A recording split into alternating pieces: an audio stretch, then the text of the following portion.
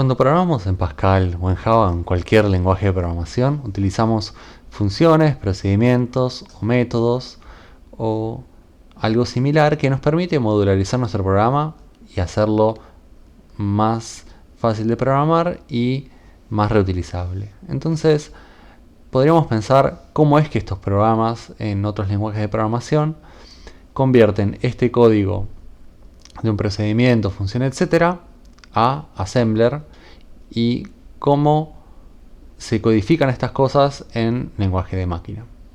Assembler entonces tiene un concepto que es el de subrutinas, que es similar a las funciones, procedimientos o métodos y que nos permite implementar estas funciones en lenguaje de máquina, y vamos a ver ahora.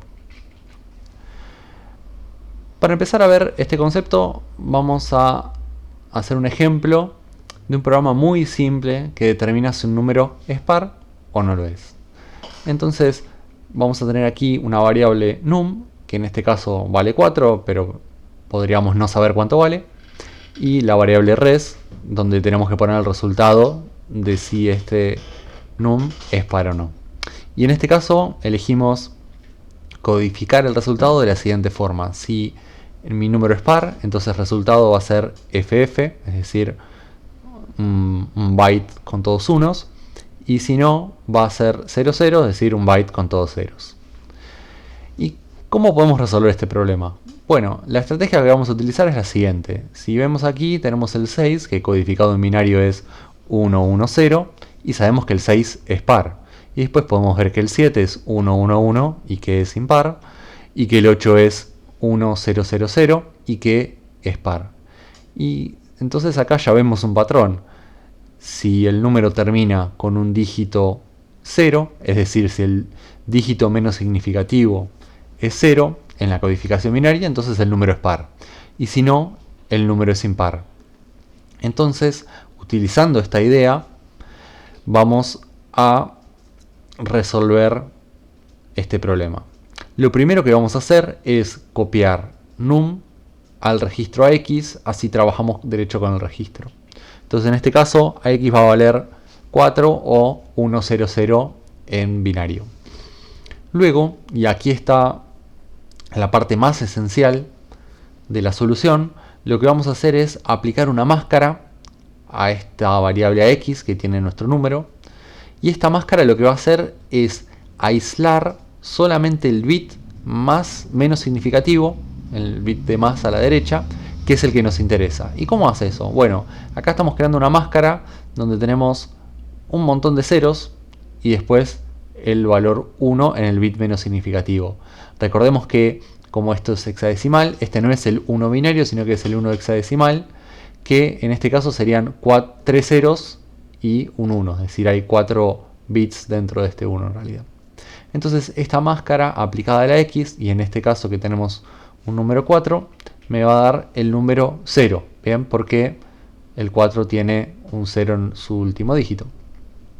Y ahora con esta variable X, que ya tiene el resultado de si es par o no en realidad, codificado con un 0 con un 1, vamos a poder escribir un if que nos va a convertir el resultado en FF, en el caso de que sea par, y 00 en el caso de que no lo sea. Entonces, para eso vamos a tener acá un JZ que va a saltar si el resultado de la operación anterior fue 0. Y en este caso, como fue 0, saltaría acá a esta instrucción que está etiquetada con par, y en esta instrucción lo que vamos a hacer es mover al resultado, a la variable resultado, el valor FF, que era lo que nos pedía este enunciado. Entonces en este caso sí salta y tenemos ese valor ahí y termina nuestro programa. Podríamos preguntarnos qué pasaría si el número no fuese par, si fuese un 5 por ejemplo. Si fuese un 5, entonces AX estaría codificado con 1, 0 y 1, y entonces el AND este me daría un 1, y entonces el flag de Z no estaría prendido, por ende acá no saltaría, y si no saltamos vamos a mover a res el valor 00, que es el que me indica que el número no es par, y saltamos al fin, que es esta etiqueta donde está el HLT, para que termine nuestro programa. Perfecto, entonces resolvimos el problema con un programa. Pero estos son los programas que veníamos haciendo antes, es decir, no tenemos una subrutina. Entonces vemos ahora cómo podemos adaptar esta solución para que utilice subrutinas. La utilización de subrutinas es muy simple. Lo que tenemos que hacer es definirnos un nombre de la subrutina, en este caso la llamamos spar, ¿bien? Y esta subrutina la tenemos que ubicar en otra dirección de memoria. Entonces nosotros tenemos nuestra área de variables a partir de la dirección 1000H, nuestra área del programa principal con todas las instrucciones del programa principal a partir de la dirección 2000H, y acá vamos a inaugurar un nuevo área para mi subrutina que va a ser en la dirección 3000H, que yo la elegí porque para seguir este patrón de 1000, 2000, 3000, pero no necesariamente tiene que estar en el 3000, podría estar en el 3100, en el 2900, en el 500. Lo importante es que no se pisen con las otras áreas de variables, de memoria. Entonces, ¿qué tenemos acá en esta subrutina? Bueno, tenemos básicamente el mismo código que teníamos en el programa principal, y ahora lo que vamos a hacer es llamar a la subrutina utilizando la instrucción call, que esta es una nueva instrucción que no vimos antes de assembler, ¿bien? Que nos permite llamar a una subrutina. Y esta subrutina, como ven, tiene el nombre spar, entonces acá estamos llamando con el nombre de la subrutina, que es la misma etiqueta que le pusimos acá a este pedazo de código. Entonces yo llamo a la subrutina y se empieza a ejecutar el código de la subrutina, es decir, dejo de ejecutar el programa principal y me voy un cachito acá a ejecutar este código, igual que una función de Pascal o un método de Java, etc. Entonces voy a ejecutar acá todo el código, que va a ser exactamente el mismo que vimos hoy, y como en este caso spar también saltaría acá, ¿no? Y una vez que terminamos tenemos esta instrucción que se llama ret, que va a ser una instrucción también importante porque nos va a permitir volver a la línea siguiente de donde nosotros llamamos originalmente. Es decir, si el call está en la línea 1, el ret me va a volver a la línea siguiente, que esta es la línea 2 que tiene el HLT. Entonces, luego de hacer el ret, de hacer toda esta cuenta que me calculó el mayor y lo puso, me calculó si es par y lo puso en res el resultado, vuelvo al HLT y ahí termina mi programa. ¿Cómo entonces me queda la memoria ahora que de repente tengo subrutinas con sus propias instrucciones? Bueno, voy a tener, como siempre, una memoria que empieza en 0 y termina en fin, que le puse acá como indicador para decir que, bueno, podría variar de acuerdo a mi computadora en particular, cuánta memoria tengo, ¿no? O al simulador. Podría ser 8000H, como es en el MSX88, o como sea. Pero entonces, en toda esta memoria le voy a tener dividida en secciones. Primero puedo tener un montón de memoria sin utilizar. Después, en este caso, elegí poner en el 1000 las variables globales. Después, en el 2000, tengo las instrucciones del programa principal. Después tengo acá, en estos lugares en el medio, son celdas de memoria que no estoy utilizando. En el 3000 tengo las instrucciones de la subrutina, que es esta acá, que como les decía, podría haber estado en el 3000, podría haber estado acá en el medio entre el 1000 y el 2000H, podría haber estado acá antes del 3000, podría haber estado después. ¿Sí? Lo importante es que no se pise, no esté en el mismo área que las globales o las del programa principal, porque si yo le pongo a este 2000, se sobreescribirían una a la otra y no funcionaría.